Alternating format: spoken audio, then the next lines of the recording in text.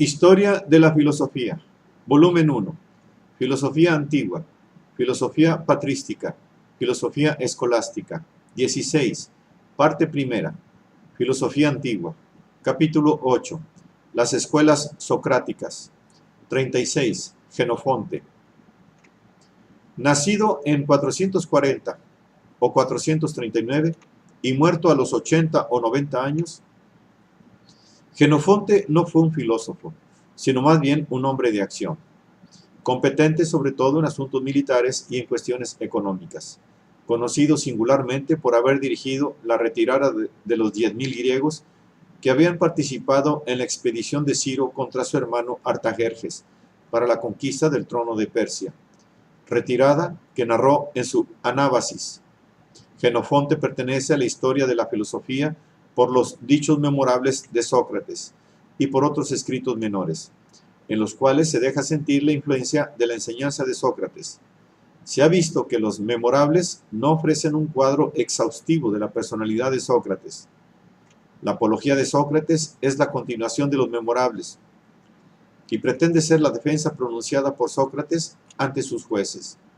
Otros escritos que muestran el diletantismo filosófico de Jenofonte son la Ciropedia, especie de novela histórica que tiende a dibujar en Ciro al tipo ideal del tirano ilustrado, el diálogo intitulado Jerón, que tiene una intención análoga, y el banquete, escrito, probablemente, imitando al platónico, en el cual aparece también la figura de Sócrates. Ninguna aportación o desarrollo original de Jenofonte a la doctrina de Sócrates. Entre los demás discípulos de Sócrates, parece que Esquines escribió 7 diálogos de carácter socrático. También a Simias y a Cebes se atribuyen escritos, de los cuales no se sabe nada. 4 discípulos de Sócrates, además de Platón, son fundadores de escuelas filosóficas: Euclides, de la escuela de Megara; Fedón, de la de Elida; Antístenes, de la Cínica; Aristipo, de la Cirenaica. Pero de la escuela de Fedón, que se llamó Eretríaca, no sabemos nada. A cada una de las otras 3 escuelas socráticas acentúa un aspecto de la enseñanza de Sócrates, dejando de lado o negando los demás. La escuela cínica sitúa el bien en la virtud y repudia el placer. La cirenaica sitúa el bien en el placer y lo proclama como fin último de la vida. La megárica acentúa la universidad del bien hasta sustraerlo a la esfera del hombre e identificarlo con el ser de Parménides. 37. La escuela megárica. Euclides de Megara no se confunda con el matemático Euclides, que vivió y enseñó en Alejandría cerca de un siglo después. Tras la muerte de Sócrates, volvió a su ciudad natal y en ella procuró continuar con su enseñanza la obra de su maestro. Parece que perteneció a la primera generación de los discípulos de Sócrates y que no vivió más que un decenio después de la muerte de éste. Otros representantes de la escuela son Eubulides de Mileto, adversario de Aristóteles; Diodoro Crono, muerto en el 307 a.C., y Estilpón, que enseñó en Atenas hacia el 320. La característica de la escuela megárica es la de unir la enseñanza de Sócrates con la doctrina eleática. Euclides sostenía que uno solo es el bien y es la unidad, que es siempre idéntica a sí misma, aunque se le llame con muchos nombres: sabiduría, Dios, entendimiento, etc. Al mismo tiempo, negaba la realidad de todo lo que es contrario al bien, y como el conocimiento del bien es la virtud, admitía que no hay más que una virtud y que las varias virtudes no son más que diversos nombres de la misma. Para afirmar la unidad, los megáricos, siguiendo las huellas de los eleatas, repudiaban completamente la sensibilidad como medio de conocimiento y prestaban fe exclusivamente a la razón.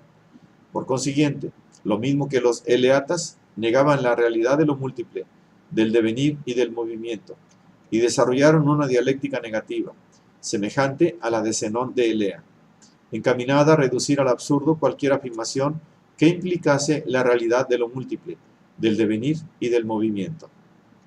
Contra la multiplicidad emplearon argumentos que se hicieron famosos, desarrollados sofísticamente. Eubulides utilizó, entre otros, el argumento de Sorites, o montón.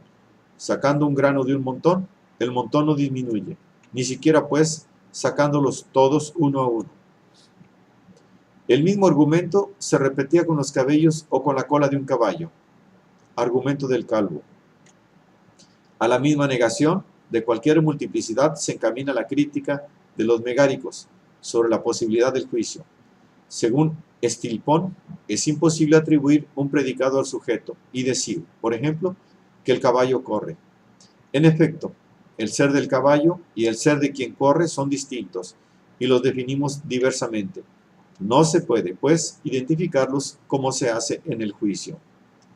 Por otra parte, si fuesen idénticos, esto es, si el correr fuese idéntico al caballo, ¿cómo se podría atribuir también el mismo predicado del correr al león y al perro? Admitida una multiplicidad cualquiera, bien como composición de partes, como en el argumento de Sorites, bien como la diversidad de predicados, se sigue el absurdo, y así resulta demostrada la falsedad de tal misión. Los megáricos desarrollaron también argumentos que no se orientan a la reducción al absurdo de lo múltiple, sino que pertenecen al género de lo que hoy se llaman antinomias o paradojas, es decir, argumentos indecidibles, en el sentido de que no puede decidir sobre su verdad o su falsedad. El más famoso de estos argumentos es el del embustero, expuesto por Cicerón de esta manera.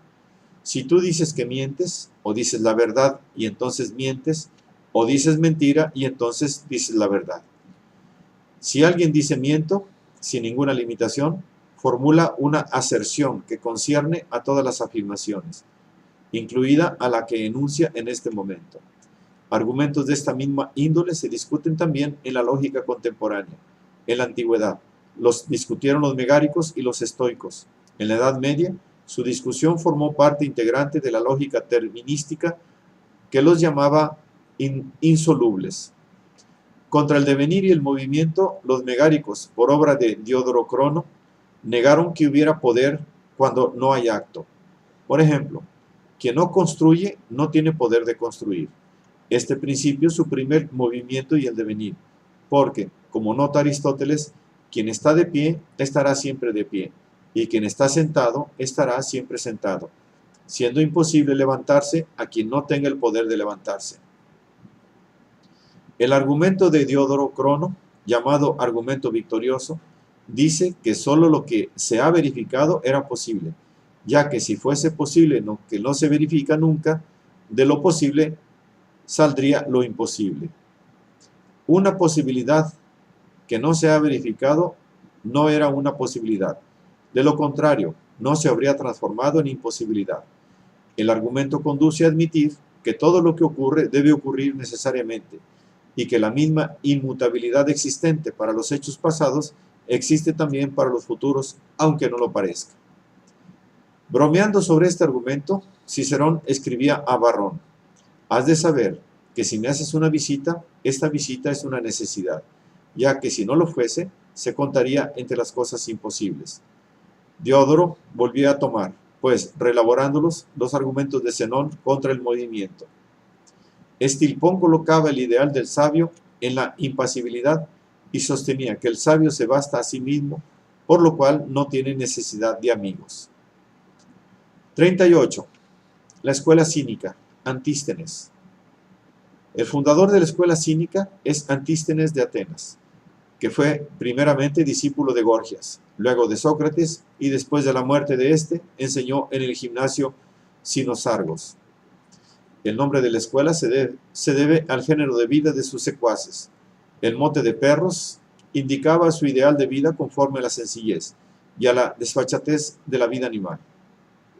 Antístenes escribió, a lo que parece, pero no nos ha llegado casi nada, un libro sobre la naturaleza de los animales, en el cual probablemente sacaba de los animales modelos o ejemplos para la vida humana, y compuso escritos sobre personajes homéricos, Áyax, Ulises, o míticos, defensa de Orestes.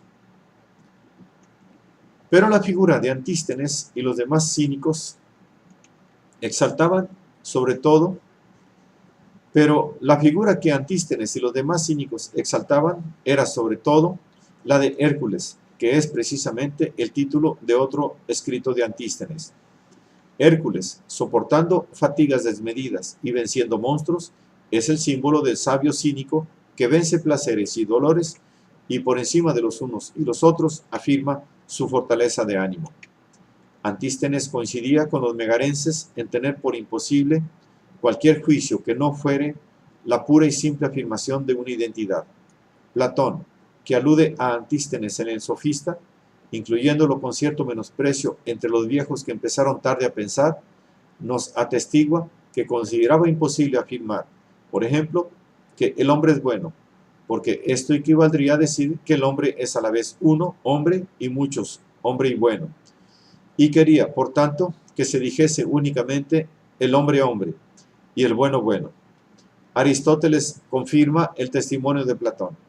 Antístenes profesaba la estólida opinión sobre la cual de ninguna cosa se puede decir más que su nombre propio y que por esto no se puede decir más que un solo nombre en cada cosa singular. De esto se derivaría, nota Aristóteles, que es imposible contradecirse y hasta es imposible decir lo falso. En efecto, o bien se habla de la misma cosa y no nos podemos servir más que del mismo nombre propio y no hay contradicción, o bien se habla de dos cosas distintas y tampoco en este caso la contradicción es posible. Desde ese punto de vista, la doctrina platónica de las ideas como realidades universales había de parecer inconcebible, puesto que para Antístenes la realidad es siempre individual, incluso, como veremos enseguida, corpórea, y además de ella no hay más que el nombre propio que la indica. No subsiste ningún universal. A Platón hubo, en efecto, de observar: oh Platón, veo el caballo, pero no veo la caballidad. A lo que Platón hubo de responder: porque no tienes ojos para verla. Antístenes fue el primero que caracterizó la definición como expresión de la esencia de una cosa. La definición es lo que expresa lo que es o era, pero la definición es sólo posible de las cosas compuestas, no de los elementos que las integran. Cada uno de estos elementos puede ser únicamente nombrado, pero no caracterizado de otro modo. Los compuestos, por el contrario, al constar de varios elementos, pueden ser definidos entrelazados entre sí, entrelazando entre sí los nombres de estos elementos. A Antístenes parece que se refieren también las alusiones del Sofista y del Teetetes a los hombres, que no creen que exista nada más que lo que se puede apretar a manos llenas. Esto es, a los materiales que no admiten que haya más realidad que la corpórea. El fin único del hombre es la felicidad, y la felicidad está en el vivir según virtud. Los cínicos conciben la virtud como completamente suficiente por sí misma. No hay ningún otro bien fuera de ella. Lo que los hombres llaman bienes, y en primer lugar el placer, son males, porque distraen o alejan de la virtud. Quisiera enloquecer antes que gozar, decía Antístenes. Por eso, el hombre debe procurar libertarse de las necesidades que lo esclavizan. Debe también liberarse de cualquier vínculo o relación social y bastarse absolutamente a sí mismo. Contra la religión tradicional, Antístenes afirmó que según la ley, los dioses son muchos, pero según la naturaleza, solo hay un Dios. Afirmación que probablemente no tenía el significado monoteístico que se ha querido darle, sino que solamente expresaba la exigencia universalista y panteísta de que la divinidad está presente en todas partes.